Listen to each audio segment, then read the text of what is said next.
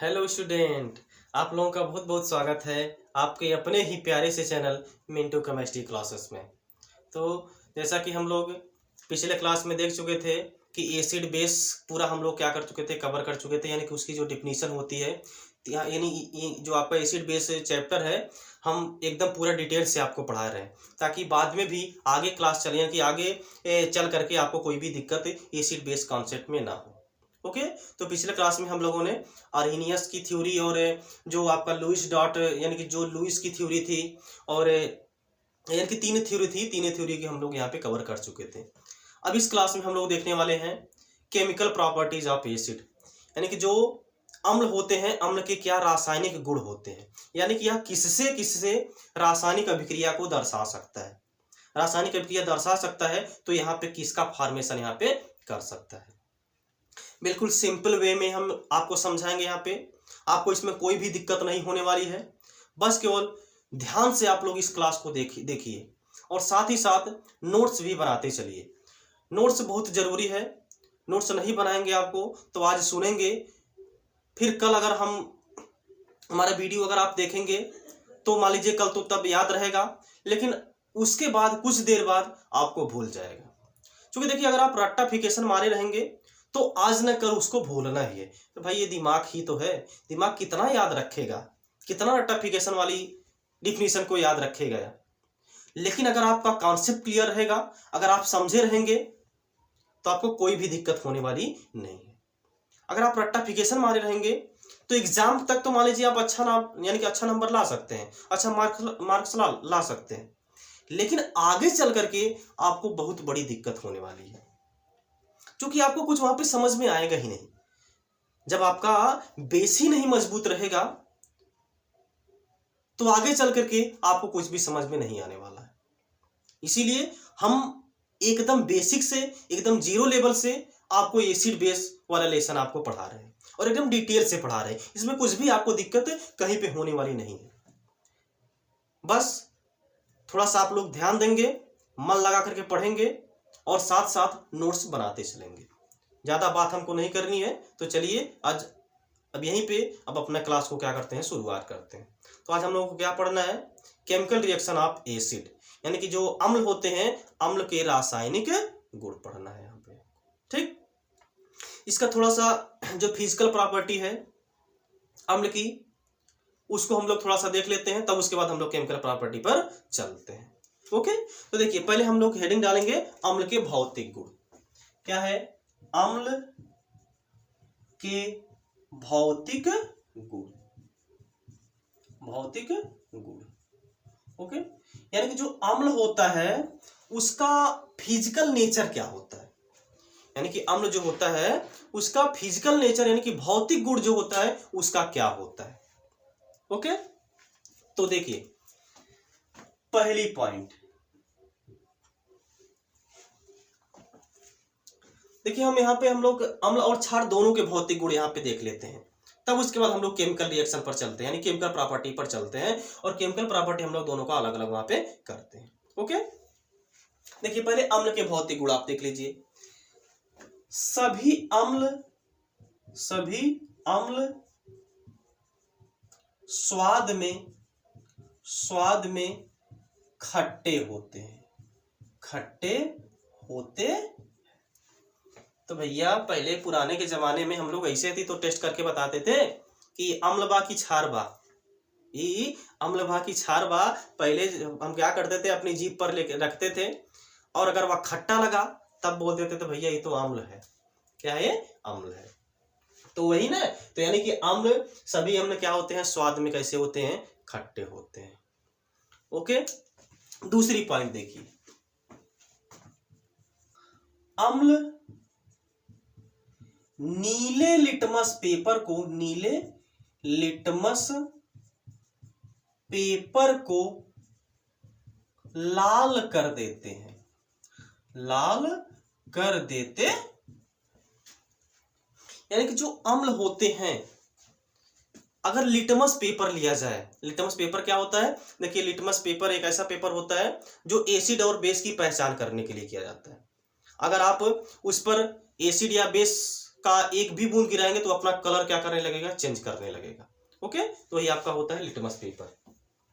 तो अम्ल जो होगा, अगर का लिटमस पेपर है उस पे अगर आप कोई अम्ल गिराएंगे, उसका जो कलर होगा अगर नीला रहेगा तो नीला जो आपका रहेगा वो कैसा हो जाएगा, लाल हो जाएगा। कैसा हो जाएगा, लाल हो जाएगा। यानी कि जो अम्ल होता है वह नीले लिटमस को क्या कर देता है, लाल कर देता है। ओके, 2 हो गया। अब तीसरी इसकी प्रॉपर्टी देखिए, तीसरा पॉइंट, अम्ल जलीय विलयन में घुलकर, जलीय विलयन में घुलकर H प्लस आयन देते हैं, H प्लस आयन देते हैं। यानी कि यही तो हमने इसकी डिफिनेशन में भी देखा था अरीनियस के अनुसार। अम्ल वे पदार्थ होते हैं जिसको अगर आप जल में डालेंगे वह H प्लस आयन में टूट जाएगा, तब उसको क्या बोलेंगे आप, एसिड बोलेंगे, यानी कि अम्ल बोलेंगे। यानी कहने मतलब इनमें टेंडेंसी होती है क्या, कि H प्लस आयन को डोनेट, यानी कहने मतलब H प्लस आयन को त्यागने की इनमें क्या होती है, क्षमता होती है। अगर इसमें अगर आप क्या करेंगे, पानी में डालेंगे तो। ओके, ये हो गया। अम्ल क्या होते हैं, स्वाद में खट्टे होते हैं। अम्ल नीले लिटमस पेपर को लाल कर देते हैं, और अम्ल जलीय विलयन में घुल करके क्या करते हैं, H प्लस आयन देते हैं। ओके, अब हम देखते हैं क्षार के भौतिक गुण। क्षार के भौतिक गुण, क्षार के भौतिक गुण। तो पहली पॉइंट इसकी हो जाएगी, सभी क्षार स्वाद में कड़वे होते हैं। कैसे होते हैं, कड़वे होते हैं। यानी कि अगर आप बेस को टेस्ट करेंगे वो स्वाद में आपको कैसे लिखेंगे, कड़वे आपको लगेंगे। ओके, अब दूसरी देखिए इसकी फिजिकल प्रॉपर्टी। क्षार लाल लिटमस पेपर को नीला कर देते हैं, नीला कर देते हैं।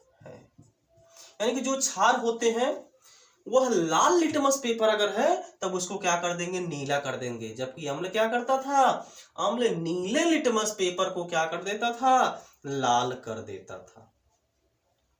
ओके, इतना बात क्लियर हुआ। यानी कि अम्ल जो होता है वह नीले लिटमस पेपर को लाल कर देता है, जबकि क्षार जो होता है वह लाल लिटमस पेपर को कैसा, यानी कि क्या कर देता है, नीला कर देता है। ओके, अब तीसरी पॉइंट, क्षार जलीय विलयन में घुलकर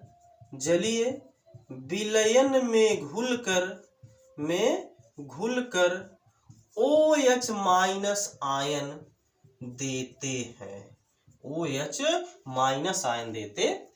यानी कि ये सब क्या होते हैं, जलीय विलयन में घुल करके क्या बनाते हैं, जलीय विलयन में घुलकर OH माइनस आयन देते हैं। ये हो गया फिजिकल प्रॉपर्टी दोनों में, और दोनों में अंतर भी हो गया। चलिए अब देखते हैं हम लोग एसिड की केमिकल प्रॉपर्टी। ओके, चलिए इसको नोट कर लीजिए, हो गया। चलिए अब हेडिंग डालेंगे अम्ल के रासायनिक गुण। यानी कि अब हमको पहली केमिकल प्रॉपर्टी एसिड की देखनी है, अम्ल के रासायनिक गुण, यानी कि केमिकल प्रॉपर्टीज ऑफ एसिड, अम्ल के रासायनिक गुण, अम्ल के रासायनिक गुण। ओके, ये हो गया। अब देखिए पहली जो इसकी केमिकल प्रॉपर्टी हमको पढ़नी है, रिएक्शन विथ मेटल, यानी कि धातुओं से अभिक्रिया। पहली इसको जो हमको पढ़नी है कि धातुओं से अभिक्रिया, धातुओं से अभिक्रिया, यानी कि reaction with metal, reaction with metal, यानी कि केमिकल प्रॉपर्टीज ऑफ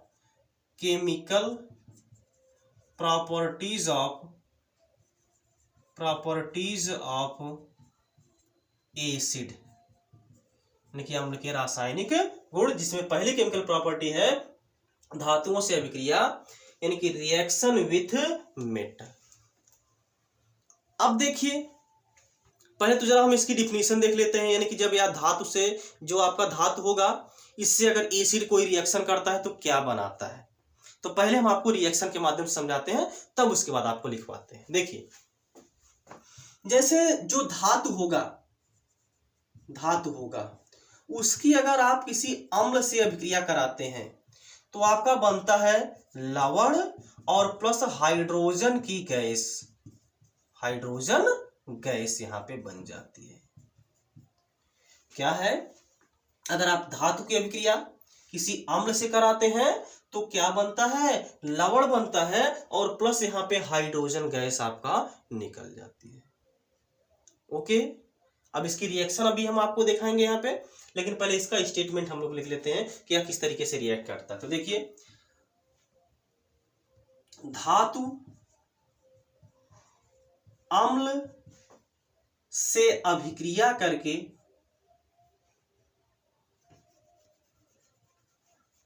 ऐसा लिखेंगे, अम्ल धातु से अभिक्रिया करके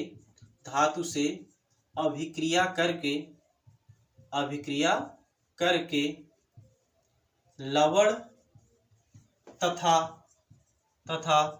हाइड्रोजन गैस बनाता यानी कि अगर आप क्या करेंगे कि धातु या अम्ल की अभिक्रिया क्या करेंगे, किसी धातु से कराएंगे तो वहां पे आपका क्या बन जाएगा, लवण बन जाएगा और हाइड्रोजन की गैस वहां पे आपको रिलीज हो जाएगी, यानी कि हाइड्रोजन की गैस वहां पे आपको निकल जाएगी। ओके, अब जरा रिएक्शन देखिए, जैसे यहां पे हम ले लें Zn यानी कि जिंक ले लें, इसकी अभिक्रिया हम करा दें HCl से। जो आपका जिंक है, जिंक की अभिक्रिया हम करा दें हाइड्रोजन क्लोराइड से, यानी कि HCl से। तो क्या बनता है, देखिए यहां पे लवण बनता है और हाइड्रोजन की गैस आपका बनता है। तो देखिए होगा क्या, यहां पे आप जानते हैं धातु जो होता है, धातु पर प्लस का चार्ज होता है। अगर आपको यहाँ पे रिएक्शन को समझना है तो समझने के लिए हम बहुत आसान तरीके से आपको समझाने के यहाँ पे प्रयास कर रहे हैं, आपको कभी भी भूलेगा नहीं।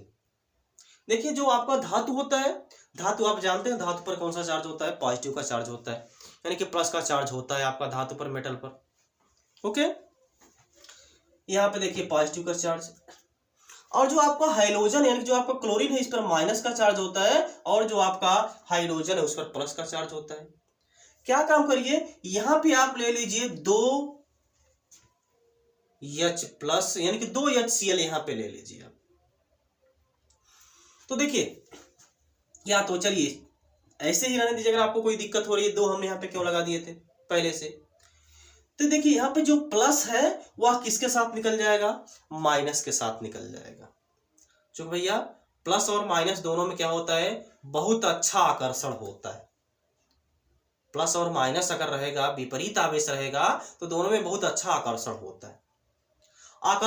इसका मतलब यहाँ पे जो प्लस है, जो जिंक है, यह क्लोरीन आंटी को लेकर के निकल जाएगा, यानी कि जो आपका जिंक अंकल है, यहां से क्लोरीन आंटी को लेकर के यहां से क्या हो जाएंगे, सेपरेट हो जाएंगे, यानी कि यहां से निकल जाएंगे। और ये जो यहां पे हाइड्रोजन अंकल बैठे हुए थे, उनको Zn अंकल क्या कर दिए, यहां से रिप्लेस कर दिए, यानी कि इनको क्या कर दिए, हटा दिए। और आपका देखिए यहाँ पे क्या कंपाउंड फॉर्म हो गया, Zn किसके साथ चला जाएगा, Cl के साथ, यानी कि ZnCl2 बना लेगा। क्या बना लेगा, ZnCl2 बना लेगा। अब बोलेंगे आप, यहाँ पे तो Zn, यहाँ पे Cl एक ही था, यहाँ पे कैसे Cl2 लग गया। आपके दिमाग में ये बात चल रहा होगा ना कि कैसे यहाँ पे Cl2 लग गया, होना तो चाहिए ZnCl। देखिए इसका रीजन क्या है, Zn यानी कि जिंक की जो वैलेंसी होती है वह +2 होती है। क्या होती है, +2 होती है।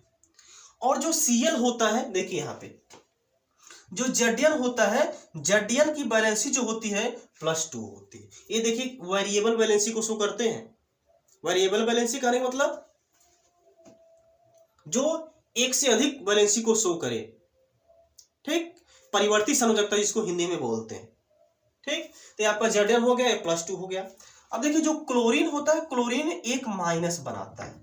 क्या बनाता है? एक माइनस बनाता है। अब अगर इन दोनों को हमको बीच में यानी कि इन दोनों को हमको क्या करना, अभिक्रिया करा करके कोई कंपाउंड बनाना है, तो क्या कंपाउंड बनेगा? देखिए जिसकी वैलेंसी प्लस होगी उसको आप क्या करेंगे, दाहिनी तरफ रख लेंगे, सॉरी बाईं तरफ रख लेंगे। ये देखिए Zn और ये आपका Cl है। अब ऊपर इसकी वैलेंसी को लिख लीजिए। देखिए Zn +2 है, ये Cl आपका है -1। अब देखिए क्या करिए, ये जो एक है इसका गुणा इसके नीचे करा दीजिए, ये जो दुई है दुई का गुणा इस Cl के नीचे करा दीजिए। तो भैया आपका क्या बना, Zn के नीचे 1 लगा और Cl के नीचे क्या लग गया आपका, 2 लग गया। तो भैया एक लिखिए या ना लिखिए, यहाँ पे देख तो है ही, तो आपका क्या बन गया, देखिए ZnCl2। तो भैया यह तो न बना था, यहाँ पे कॉन्सेप्ट क्लियर हुआ। यहाँ पे तो आपका क्या बन जाएगा, यहाँ पे ZnCl2 बन जाएगा। और क्या निकला यहाँ से, H2 प्लस जो हाइड्रोजन की गैस होगी यहां से आपका रिलीज कर जाएगी। इसको बैलेंस करने के लिए यहां पे आप क्या करेंगे, 2 कर देंगे। बैलेंस अगर आपको कोई भी दिक्कत हो रही है बैलेंस करने में, तो हम केमिकल रिएक्शन एंड इक्वेशन में बैलेंसिंग यानी कि रासायनिक अभिक्रिया को कैसे संतुलित किया जाता है उसको बहुत अच्छी तरीके से वहां पे समझा है। अगर आपको कोई भी कंफ्यूजन हो रही है बैलेंसिंग में, तो जा करके पहला लेसन प्लेलिस्ट में देखेंगे तो आपको मिल जाएगा। जो आपका पहला लेसन है रासायनिक अभिक्रिया एवं समीकरण, उसमें आपको प्लेलिस्ट में जाएंगे तो मिल जाएगा आपको रासायनिक अभिक्रिया को संतुलित करना, कि रासायनिक अभिक्रिया को कैसे संतुलित किया जाता है। अगर वहां पे अगर आप देख लेंगे, आपको कोई भी रिएक्शन होगी, आपको कोई भी रिएक्शन बैलेंस करने में कोई भी दिक्कत नहीं आएगी। ओके, अगर आपको यहाँ पे दिक्कत हो रही है तो, नहीं दिक्कत हो रही है तो बहुत अच्छी बात है। देखिए यहाँ पे बना करके एकदम सीरियल वाइज से देखिए, और हम एग्जाम्पल दे रहे हैं उसको फटाफट आप करते चलिए। ओके, देखिए यहाँ पे ए बन गया। अब यहाँ पे जो जिंक था, यहां से क्या किया, देखिए हाइड्रोजन को यहां से हटा दिया है। हाइड्रोजन को यानी कि यहाँ पे जो जिंक अंकल थे, यहां से हाइड्रोजन अंकल को क्या कर दिए, हटा दिए, और खुद आपका इस जो क्लोरीन एंटी थी इसके साथ यहाँ पे आकर के बैठ गए। ये बना लिया कंपाउंड का, यानी कि ZnCl2 जिंक क्लोराइड का यहाँ पे फॉर्मेशन कर दिया। तो एक काम करिए, एक थोड़ा सा दिमाग लगाइए आप, क्या सभी मेटल सभी अम्ल से अभिक्रिया करके लवण तथा हाइड्रोजन की यानी कि हाइड्रोजन की गैस बना सकते हैं? यानी कहने मतलब क्या सभी मेटल जो होंगे वह अम्ल से रिएक्ट कर सकते हैं? तो भैया बिल्कुल ऐसा नहीं है, ऐसा बिल्कुल भी नहीं है। केमिस्ट्री अगर आप पढ़ रहे हैं उसमें एक्सेप्शन, अपवाद आपको मिलना ही मिलना है, अपवाद आपको मिलना तय ही है। वैसे इसमें भी क्या है, अपवाद है। क्या अपवाद है उसको यहां पे देखिए। ओके, जैसे हम यहां पे दूसरा एग्जांपल अगर आपको दें, Na हम दे दें, इसकी अभिक्रिया आप करा दीजिए H2SO4 से। तो भैया इहो तो नहीं एसिड है बा, इहो तो अम्ल है बा। ई का नाम बा इसका, सल्फ्यूरिक एसिड। क्या नाम है इसका, सल्फ्यूरिक एसिड यानी कि सल्फ्यूरिक अम्ल इसका नाम है। इसकी अभिक्रिया आप सोडियम से करा देंगे। तो देखिए यहां पे आपका बन जाएगा Na2SO4 बन जाएगा, और प्लस यहाँ पे H2 की गैस आपका निकल जाएगा। अब फिर देखिए आप बोलेंगे यहाँ पे Na तो एक का था, कैसे यहाँ पे 2 आ गया? ये भी भैया बैलेंसी के हिसाब से हुई है। SO4 जो था उस पर इसकी वैलेंसी क्या होती है, -2 होती है। तो -2 होती है, यहाँ पे Na की वैलेंसी +1 होती है। जब यहाँ पे तिर्यक मल्टीप्लाई कराएंगे तो यहाँ पे लग जाएगा आपका Na2SO4 हो जाएगा, और H2 आपका यहाँ से क्या हो जाएगा, रिलीज हो जाएगा। तो ये तो मान लीजिए सोडियम जो था इससे रिएक्ट कर गया, लेकिन कौन कौन से मेटल ऐसे हैं जो एसिड से रिएक्ट नहीं करते हैं? और रिएक्ट नहीं करते हैं तो क्यों नहीं करते हैं, इसका रीजन तो आपको जानना पड़ेगा ना। तो यहां पे सब आपको क्लियर होगा। तो जरा इसको एक काम करिए, नोट करिए, तब उसके बाद हम बताएं आपको आगे। ले लीजिए इसका स्क्रीनशॉट। चलिए अब देखिए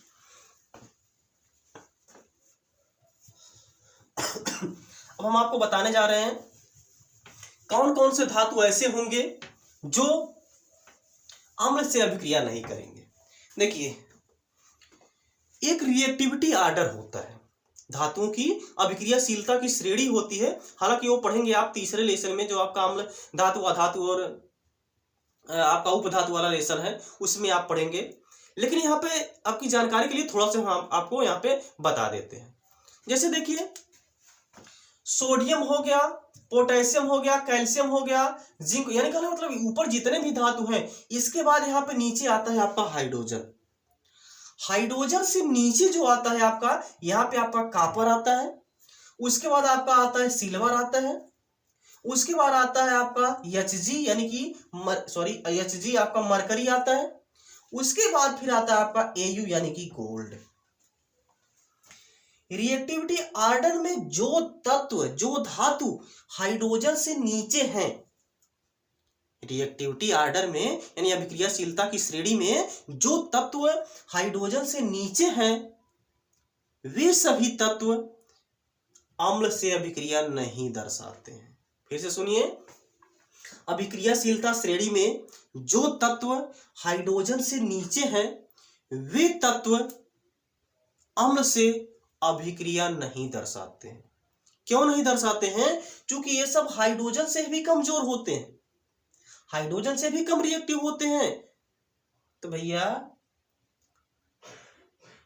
जो हाइड्रोजन से मजबूत होगा वह तो हाइड्रोजन को हटा पाएगा। अब भैया जैसे यहाँ पे दो बंदे खड़े हैं, हम हैं, एक दूसरा बंदा कोई और है यहाँ पे, अगर वो हमको हटाना चाहेगा और हम चाह रहे हैं कि हम ना हटें, अगर वो हमसे स्ट्रांग होगा, मजबूत होगा, तभी तो हमको हटा पाएगा, तभी तो हमको यहाँ से रिप्लेस कर पाएगा।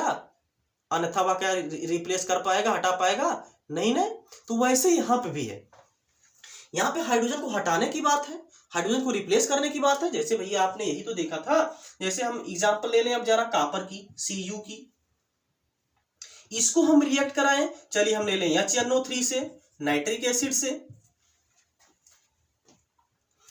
तो भैया बताइए, कॉपर जो है अगर यहां से हाइड्रोजन को हटाएगा तभी तो इसके साथ आकर के जुड़ेगा। यानी कहने का मतलब है जो आपका कॉपर अंकल है, यहां से हाइड्रोजन अंकल को हटाएंगे तभी तो ये जो आपका नाइट्रेट एंटी है इसके साथ जाएंगे, इसके साथ कंपाउंड का फॉर्मेशन करेंगे। लेकिन यहां पे है क्या, जो कॉपर अंकल हैं वो हाइड्रोजन से वीक हैं। हाइड्रोजन से क्या है? वीक है, यानी कि कमजोर है। तो जब कमजोर है तो यहां से हाइड्रोजन को इनके बस का नहीं है कि हटा ले। हाइड्रोजन बोलेगा आओ जरा हमको हटा करके दिखाओ, तुम में इतनी ताकत नहीं है कि तुम हमको हटा दो, तुमको रिप्लेस कर दो। यानी कहने का मतलब ये जो कॉपर होगा यह जब किसी एसिड से रिएक्शन करेगा तो वहां पे कोई भी रिएक्शन का फॉर्मेशन नहीं होता, यानी कि कोई भी अभिक्रिया शो नहीं करेगा। जब यह हाइड्रोजन को हटा ही नहीं पा रहा है, यहाँ पे क्या यह रिएक्शन बनाएगा, क्या यह रिएक्शन करेगा? वही हाल आपका Ag का है, सिल्वर का भी है, आपका Hg का भी है, और यहाँ पे आपका Au का है। यानी कि Cu आपका कॉपर, Ag आपका क्या है सिल्वर, Hg आपका क्या है मरकरी है, और आपका जो Au है यानी कि गोल्ड है। ये चारों जो है, ये चारों किसी भी अम्ल से अभिक्रिया नहीं करते हैं, और सभी धातु जो होते हैं अभिक्रियाशीलता श्रेणी में जो हाइड्रोजन से ऊपर होते हैं, वे सभी धातुएं अम्ल से अभिक्रिया करके हाइड्रोजन की गैस विस्थापित कर देते हैं। Concept clear? चलिए और एक एग्जांपल देख लीजिए। जैसे हम ले लें यहाँ पे Ca प्लस H2SO4, तो भैया यहाँ पे क्या बन जाएगा? देखिए Ca जो होगा यहाँ से हाइड्रोजन को विस्थापित कर देगा, क्योंकि देखिए Ca जो होगा यहाँ पर Cu है, Ca जो होगा वो H से ऊपर होगा। केवल 4 ही होंगे जो नहीं हटा पाएंगे, बस केवल यही आपको याद रखना है। ओके, तो यहाँ पे देखिए Ca जब हटाएगा यहाँ से क्या बनाएगा? CaSO4 बना लेगा, और प्लस यहाँ पे H2 की गैस यहाँ पे आपका रिलीज हो जाएगा। फिर अगर आपको एग्जांपल दें, चलिए आप ले लीजिए Ag, इसकी अभिक्रिया अगर यानी कि आप करा दीजिए H2SO4 से, तो क्या हो जाएगा? क्या यह बनेगा? तुरंत आप चेक किया करिए, जो आपका मेटल लिया है आपने वो हाइड्रोजन से स्ट्रांग है कि वीक है।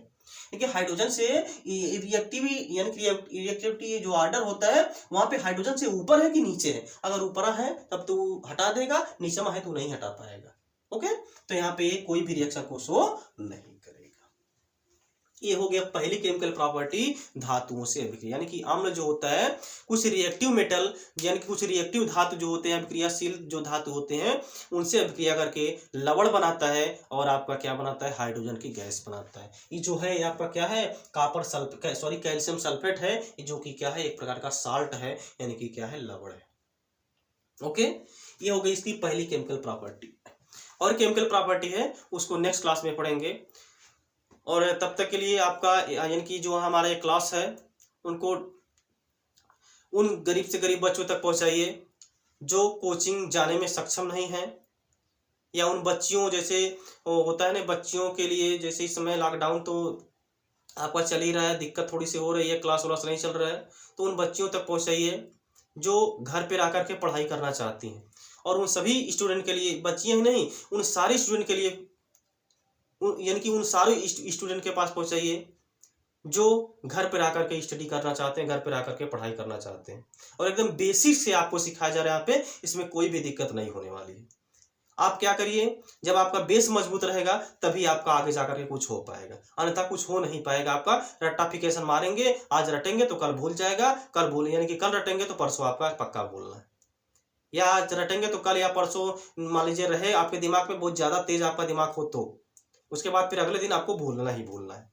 ओके, यहाँ पे कोई भी रट्टाफिकेशन नहीं मारना है आपको, एकदम बेसिक कॉन्सेप्ट के साथ आपको समझना है ताकि आपको पूरी लाइफ याद रहे।